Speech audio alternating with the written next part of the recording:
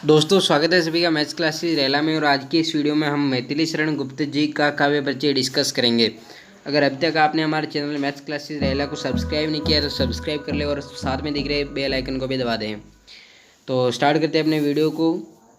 मैथिली शरण गुप्त जी राष्ट्र कवि की उपाधि से सम्मानित भारतीय संस्कृति के महान उद्गाता कवि थे। इन्होंने अपनी रचनाओं में भारतीय प्राचीन गौरवशाली परंपरा का भी चित्रण किया है। इनकी रचनाएं ओज गुण की प्रधानता रखती हैं। मुख्य रूप से ओज गुण का उन्होंने वर्णन किया है। इन्हें भारतीय संस्कृति के नव जागरण का कवि भी कहा जाता है। इन्होंने जो प्राचीन संस्कृति थी भारतीय, उनमें जो महान लोग हुए हैं उनका भी चित्रण किया है और लोगों को जागृत करने का प्रमुख रूप से कार्य किया है। राष्ट्रभक्ति उनमें बढ़ाने का प्रयास किया है। इसी कारण इन्हें भारतीय संस्कृति के नव जागरण का कवि भी कहते हैं। फिर हैं इनकी रचनाएं प्रारंभ में कलकत्ता के विश्वोपकारक पत्र में प्रकाशित होती थी। पहले विश्वोपकारक जो पत्र निकलता था कलकत्ता से प्रकाशित होता था, उसमें इनकी रचनाएं प्रकाशित होती थी।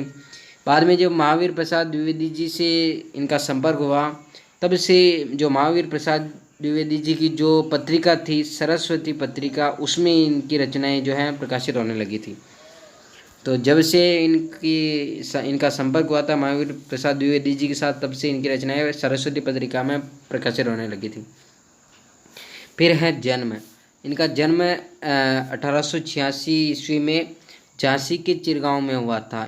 झांसी के चिरगांव में, झांसी उत्तर प्रदेश में है और वहाँ के चिरगांव में हुआ था। गांव का नाम है चिरगांव।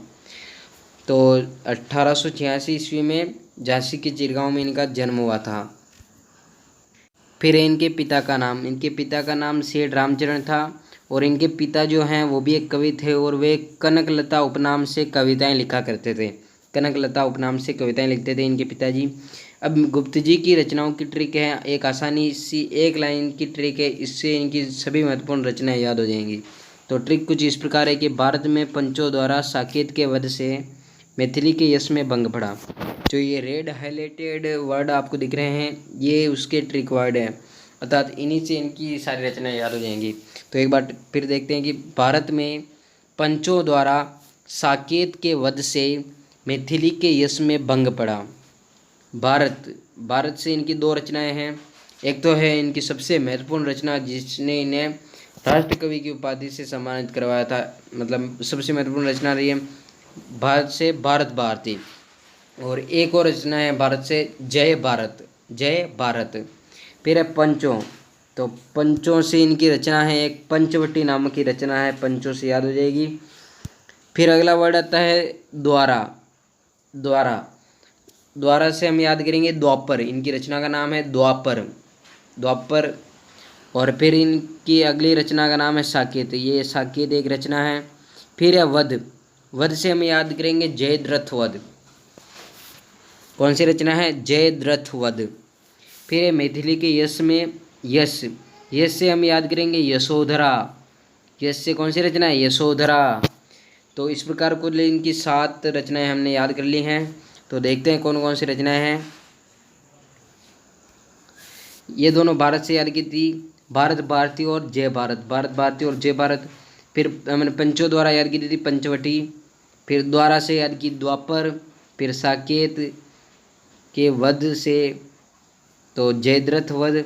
और मैथिली के यश में भंग पड़ा था, यश से हम याद कर लेंगे यशोधरा। तो इस प्रकार इनकी 7 महत्वपूर्ण रचनाएं हमने याद कर ली हैं। फिर इनका महत्वपूर्ण बिंदु है कि भारत भारती रचनाओं के कारण ये राष्ट्र कवि के रूप में प्रतिष्ठित हुए। मैंने पहले ही बताया था कि भारत भारती इनकी सबसे महत्वपूर्ण रचना थी और जिसके कारण ये राष्ट्र कवि के रूप में प्रतिष्ठित हुए थे।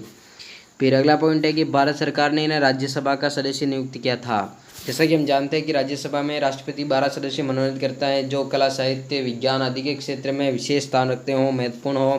तो ये साहित्य के क्षेत्र में थे, कवि थे और इनकी रचनाएं मतलब बहुत प्रसिद्ध थी और राष्ट्र कवि के रूप में मान्यता प्रदान थी। तो इस कारण इनको क्या है मनोनीत किया गया था राज्यसभा का सदस्य। सन 1964 में इनकी मृत्यु हो गई थी। अगर ये वीडियो आपको अच्छा लगा है तो लाइक करें, हमारे चैनल मैथ्स क्लासेस रेला को सब्सक्राइब करें और अपने दोस्तों के साथ ज़्यादा से ज़्यादा शेयर करें। Thank you for watching.